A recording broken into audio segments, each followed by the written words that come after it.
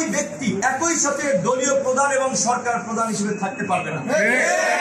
একই ব্যক্তি দুইবারের বেশি প্রধানমন্ত্রী হিসেবে থাকতে পারবে না। সত্য গণ অধিকার পরিষদের রাজনীতিতে অন্যতম প্রাধান্য, যার কারণে এই চারটি মূলনীতি এবং আমরা আমাদের লক্ষ্য উদ্দেশ্যে পরিষ্কারভাবে বলেছি, একটা গণতান্ত্রিক বৈষম্যহীন জ্ঞানমুখী একটা কল্যাণ রাষ্ট্র আমরা গঠন করতে চাই, যেখানে মানুষের স্বাস্থ্য শিক্ষার মতো মৌলিক অধিকারগুলো হবে সার্বজনীন এবং কোনো পরিবারতন্ত্র কিংবা কোনো কর্তৃত্ববাদী শাসন যেন স্থায়ীভাবে আস্তানা না গেড়ে বসতে পারে।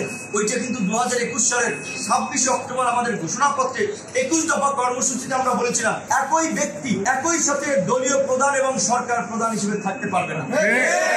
একই ব্যক্তি দুইবারের বেশি প্রধানমন্ত্রী হিসেবে থাকতে পারবে না।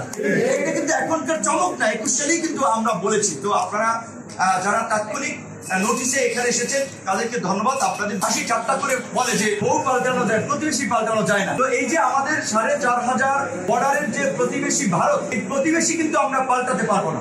তাহলে এখন প্রতিবেশীর সাথে যদি আমাদের বৈরী সম্পর্ক থাকে, তারাও ক্ষতিগ্রস্ত হবে, আমরাও ক্ষতিগ্রস্ত হব। তাই আমরা চাই আমাদের প্রতিবেশী রাষ্ট্র ভারতের সাথে বাংলাদেশের সরকার এবং বাংলাদেশের জনগণের একটা আন্তরিক এবং সুসম্পর্ক থাকুক।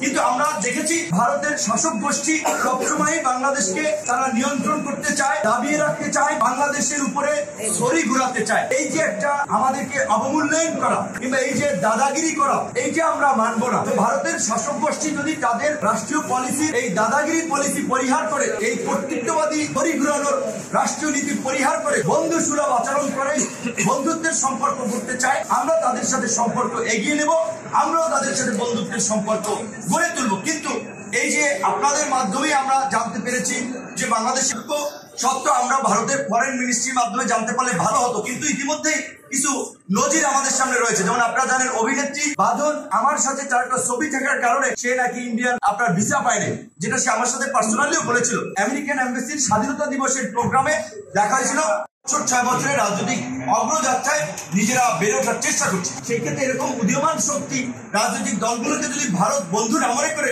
তাহলে বাংলাদেশের জনগণের সমর্থন তারা হারাবে। আমরা আশা করি যে ভারতের এই ধরনের ভ্রান্ত নীতি যদি থেকে থাকে, সেটা ভারত প্রত্যাহার করবে বা সুবিবেচনা করবে। অদ্ভুত এবং হাস্যকর মনে আছে কি শোভা, এইগুলো একটা নির্বাচনের প্রতীক হয়।